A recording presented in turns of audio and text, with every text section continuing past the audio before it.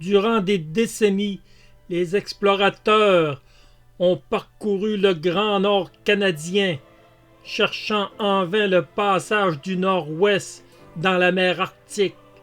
Un chemin permettant de traverser le continent par le Grand Nord aurait été une découverte immense, permettant de sauver un temps énorme pour la navigation.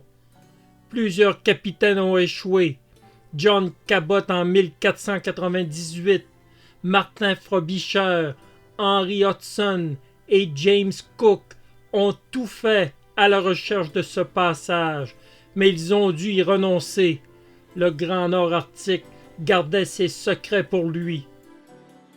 Toutes ces tentatives pour trouver un chemin plus court vers l'Asie n'étaient quand même pas inutiles. À mesure que les voyages s'accumulaient, les connaissances géographiques pour les navigateurs s'enrichissaient, elles aussi, de précieuses informations. L'Arctique canadien demeurait dans la mire des Anglais, qui étaient des plus actifs à cette époque.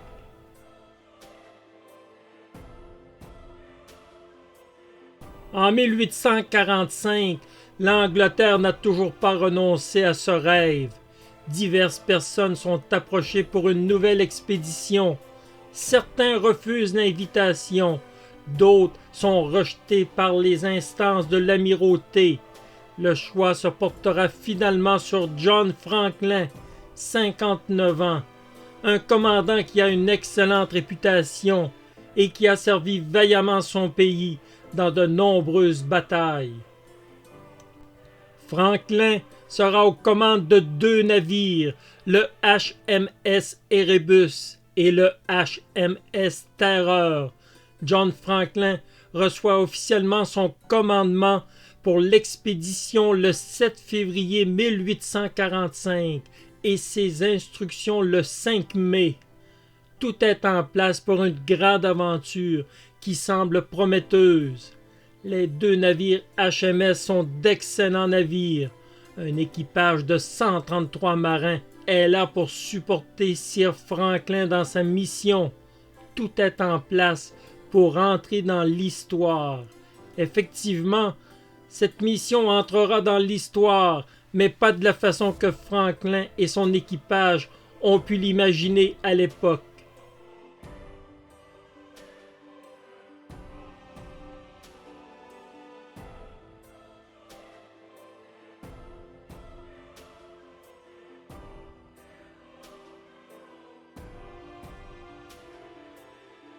Sir John Franklin est né le 16 avril 1786 à Spilby, dans le Lincolnshire. Il aura eu une vie bien remplie, avec plusieurs explorations à son actif. Il était le 9e d'une famille de 12 enfants. À l'âge de seulement 14 ans, il s'engage dans la Royal Navy à bord du navire HMS Polyphemus. Franklin connaîtra plusieurs aventures. Il participe à une expédition sur le HMS Investigator, commandé par son oncle Matthew Flinders. La bataille de Trafalgar en 1805 et celle de 1814 à la Nouvelle-Orléans font partie de ses plus hauts faits d'armes. En 1818, Franklin est maintenant lieutenant sur le navire le Trent. En effet, une expédition commandée par David Buchan rassemble le Dorothea et le Trent à la recherche d'une mer libre de glace au pôle Nord. Cette expédition sera un échec. Les 2 navires, le Dorothea et le Trent, sont incapables d'avancer dans une mer de glace.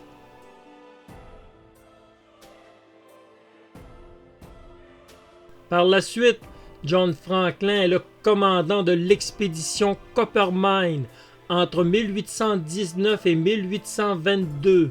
Cette mission a pour but d'explorer la côte nord du Canada avec passage par la rivière Coppermine. Un grand travail pour cartographier le passage du nord-ouest sera effectué. Sir John Franklin a 36 ans et il est considéré comme un commandant de grande valeur, reconnu par ses pairs. En 1823, Franklin épouse Éléonore Anne Portden. Une fille, Isabella, naît l'année suivante. En 1825, Franklin a la douleur de perdre son épouse, atteinte de la tuberculose. Sous l'insistance de cette dernière, il repart pour une autre aventure dans l'Arctique, cette fois en passant par le fleuve Mackenzie pour explorer la mer de Beaufort. Décidément, le Grand Nord canadien n'aura bientôt plus de secret pour Sir John Franklin.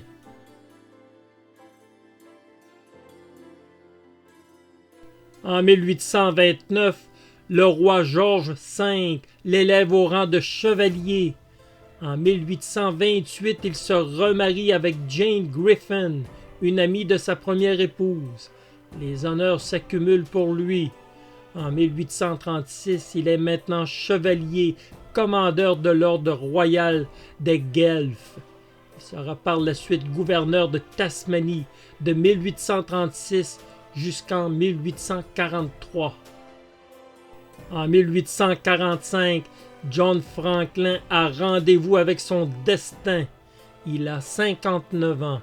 Il est le commandant du HMS Erebus et du HMS Terreur, avec la mission de trouver un passage par le nord-ouest, un chemin plus court vers l'Asie, en passant par le Grand Nord canadien.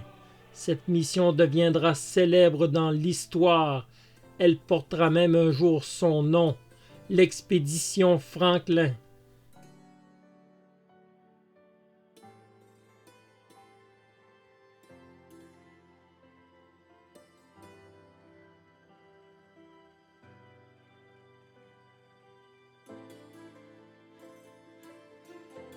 Le 19 mai 1845, c'est le départ du HMS Erebus et du HMS Terreur, deux bateaux qui ont été préparés de longue main pour cette exploration d'envergure.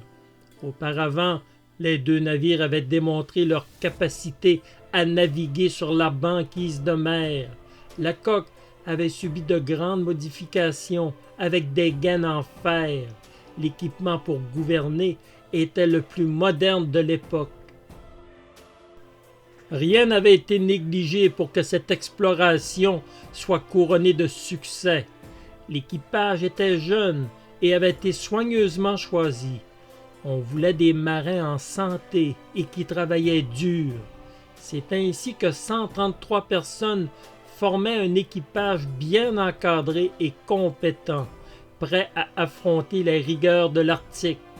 Le gouvernement avait répondu à toutes les demandes de l'amirauté pour faire en sorte que cette expédition devienne historique.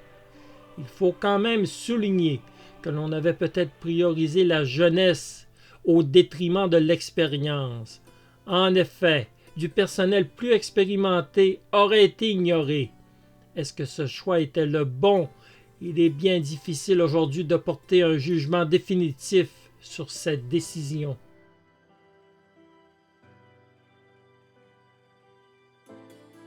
Enfin, les réserves alimentaires sous forme de conserves à bord des deux navires pouvaient nourrir l'équipage pour au moins 3 ans. Par contre, l'histoire nous dira que les 8000 boîtes de conserves à bord des navires vont précipiter la perte de l'équipage. En effet, on découvrira bien après les événements que les soudures au plomb sur les boîtes avaient été mal faites dans la précipitation. Elles couleront vers l'intérieur, empoisonnant peu à peu l'équipage. Après un départ de Greenhithe en Angleterre, 110 marins et 24 officiers partent pour la plus grande des aventures. La traversée de l'Atlantique se passe sans encombre jusqu'aux rives du Groenland. On en profite pour abattre 10 bœufs qui vont fournir de la viande fraîche à l'équipage. La partie facile du voyage est maintenant faite. La vraie aventure va bientôt commencer. Avant cette dernière étape, 5 hommes vont quitter l'expédition, qui sera maintenant réduite à 129 hommes.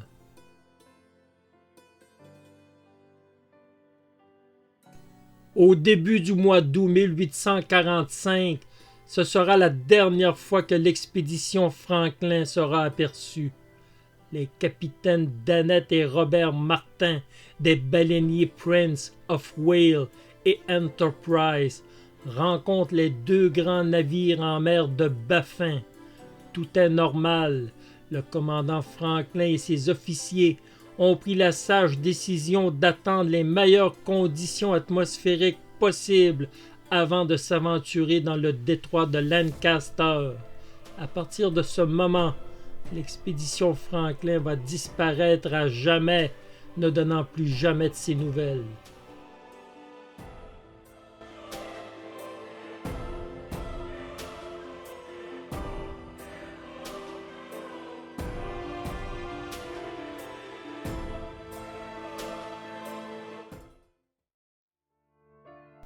La femme de John Franklin est inquiète. Il y a maintenant 2 ans que l'on est sans nouvelles de l'expédition. Supportée par l'amirauté, elle fait des pressions pour que l'on parte à la recherche de son mari et de ses hommes. En 1848, il sera donc décidé d'envoyer une équipe commandée par John Richardson et John Ray, en passant par le fleuve Mackenzie. On dépêche 2 navires avec 2 tracés différents pour couvrir le plus de territoire possible. On offre même une récompense de 20 000 livres sterling pour qui pourra aider l'expédition Franklin. Toutes ces tentatives sont un échec. En 1850, 13 navires naviguent dans l'Arctique canadien. La première découverte d'importance se produira sur l'île Beechey, où l'on découvre la tombe de 3 marins, membres de l'expédition Franklin. John Torrington, mort le 1er janvier 1846 à 20 ans.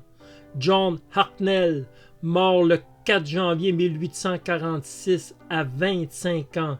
Et William Brain, mort le 3 avril 1846 à 32 ans. Les 2 navires auraient passé l'hiver 1846 sur l'île de Beechey, où l'on retrouva les 3 tombes.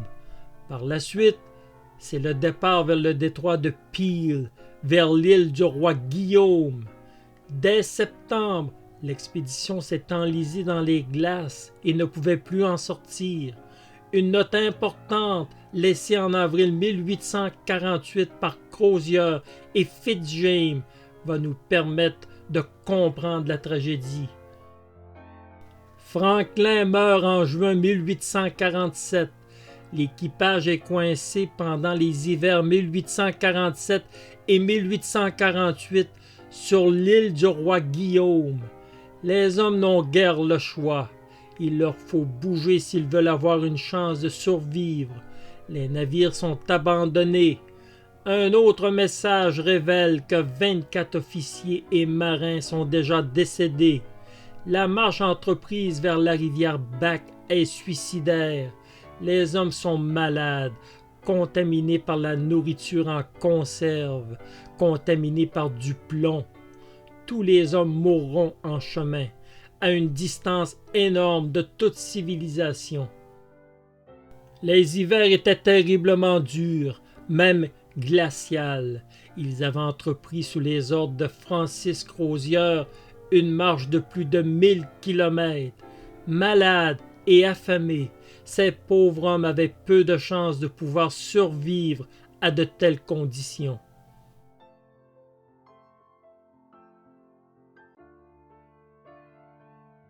En 1852, c'est l'expédition d'Edward Belcher avec le HMS Resolute qui tente de localiser les 2 navires de l'expédition Franklin.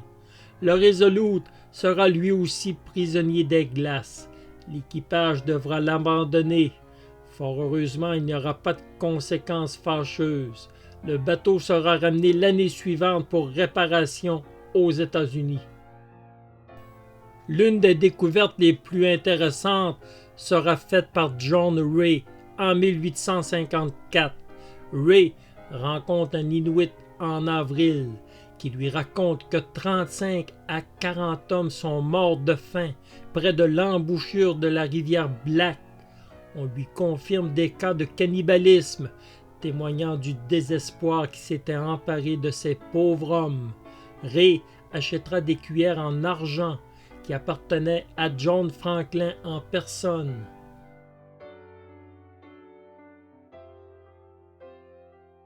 John Ray envoie un message à l'Amirauté en octobre 1854. Il raconte ses découvertes. Il demande d'envoyer une expédition vers la rivière Black où on a toutes les chances de retrouver des traces de l'expédition Franklin.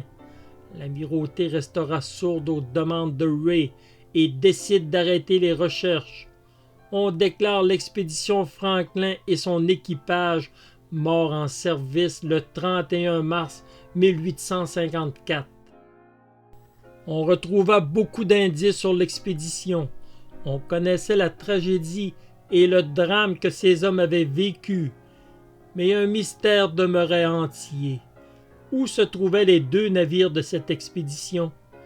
Le HMS Erebus et le HMS Terreur avaient disparu et demeuraient introuvables.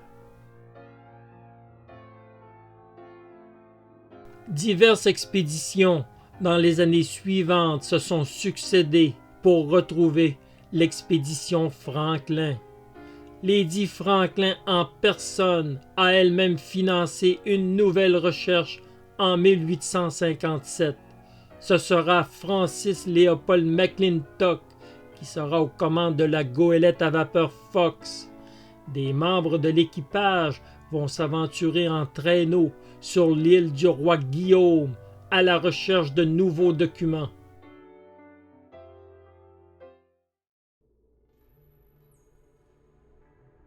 William Hobson retrouve un document laissé par Crozier qui confirme que les 2 navires avaient passé l'hiver au large de l'île Beechey avant de devenir prisonniers des glaces l'hiver suivant au large de l'île du roi Guillaume. Un autre message daté d'avril 1848 est par contre, lui, dramatique. Il confirme que l'Erebus et le Terreur sont prisonniers des glaces depuis le 12 septembre 1846, que l'équipage a abandonné le navire pour la terre ferme et qu'il y a maintenant 24 décès. Il n'y avait rien de nouveau. Les documents confirmaient officiellement ce que l'on savait déjà.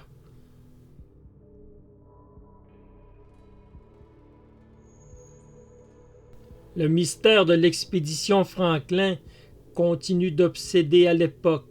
Il y aura 2 expéditions entre 1860 et 1869 organisées par Charles Francis Hall. On trouve des tombes, des camps, mais aucun survivant.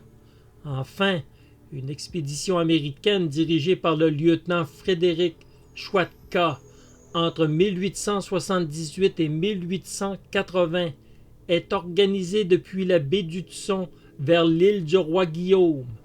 L'expédition ne parviendra pas à retrouver les documents de Franklin et de ses officiers. L'aventure sera quand même un succès en tant que première expédition occidentale dans l'Arctique.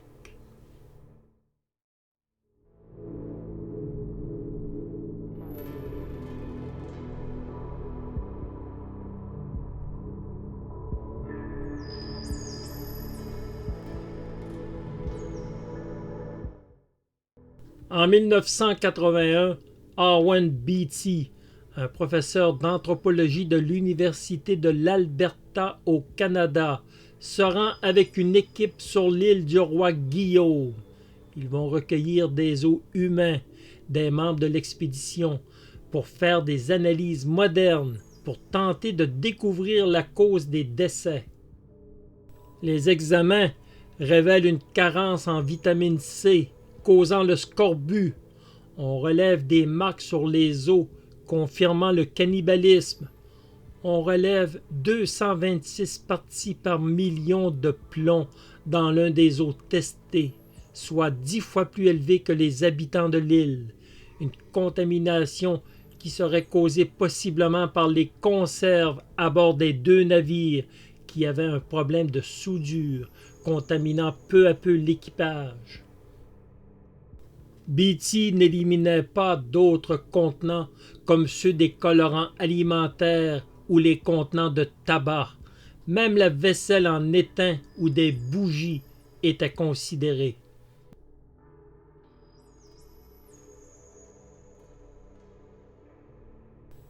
Owen Beatty est déterminé. Il veut aller au bout de son analyse. Le 1er août 1984, il obtient tous les permis nécessaires pour se rendre sur l'île de Beechey, où étaient enterrés les 3 premiers hommes à périr dans cette expédition. Des autopsies seront pratiquées sur John Torrington, John Hartnell et William Brain. Les analyses confirment une forte intoxication au plomb ainsi qu'une pneumonie. Cette intoxication aurait fort probablement causé de graves problèmes mentaux. Une boîte de conserve retrouvée à 1 kilomètre confirme que les soudures au plomb étaient mal faites. Owen Beatty réussit avec des preuves scientifiques à confirmer ce que l'on soupçonnait depuis longtemps. Le froid, la faim, le scorbut et l'intoxication par le plomb ont tué l'équipage et causé des problèmes mentaux qui les ont possiblement amenés au cannibalisme.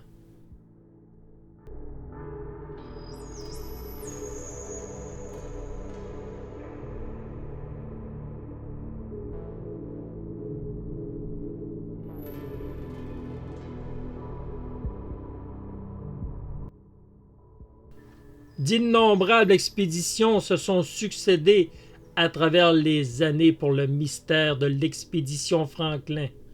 On est parvenu à connaître dans les moindres détails les péripéties de John Franklin et de ses hommes. Mais il restait un autre grand mystère à éclaircir. Malgré toutes les recherches depuis plus de 160 ans, on ne parvenait pas à repérer les épaves du HMS Erebus et du HMS Terreur. En 2008, Parc Canada et son service hydrographique sont à la recherche des 2 navires. Les nouvelles technologies amènent de grands espoirs pour enfin les retrouver. Le 2 septembre 2014, on retrouve finalement le HMS Erebus à 80 km au sud de l'île du roi Guillaume, dans des eaux peu profondes, soit à 11 mètres seulement de profondeur.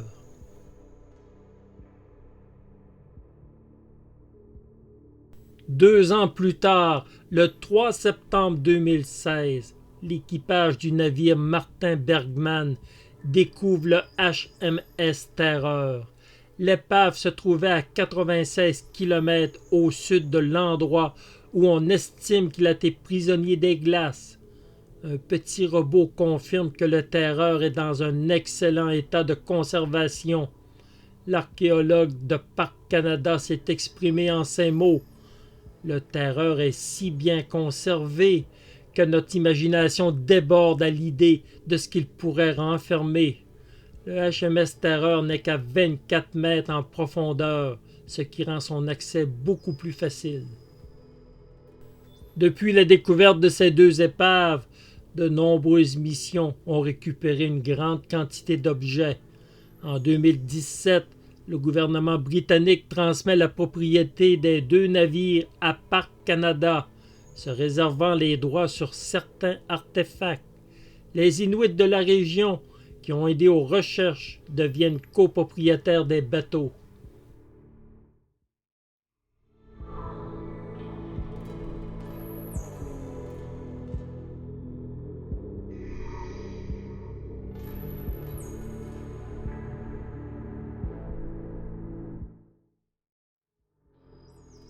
Vraisemblablement, John Franklin a choisi de suivre la côte ouest le long de l'île du roi Guillaume, ce qui causa la perte des deux navires, car les glaces à cet endroit ne fondaient pas toujours durant l'été.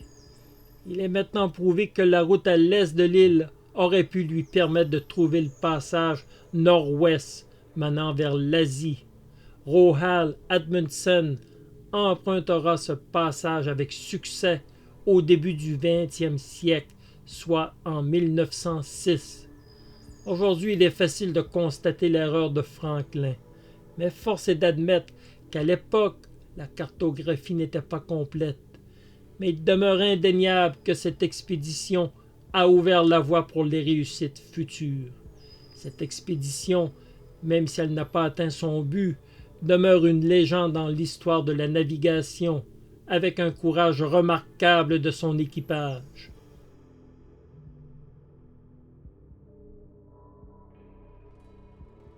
Les médias de l'époque considéraient John Franklin comme un héros, bravant les mers et le froid glacial. Un homme qui avait accepté une mission avec courage, une mission que d'autres avant lui avaient refusée. Une statue fut érigée en son honneur dans sa ville natale de Spilsby, avec l'inscription suivante: Sir John Franklin, le découvreur du passage du Nord-Ouest. Même s'il n'a pas découvert ce passage, on lui en attribue les mérites à l'abbaye de Westminster, avec la dédicace suivante: à Sir John Franklin et à ceux qui sont morts avec lui en découvrant le passage du Nord-Ouest. Peu importe que Sir John Franklin ait découvert ou non ce fameux passage menant à l'Asie, le courage et la bravoure de son équipage est reconnu par tous.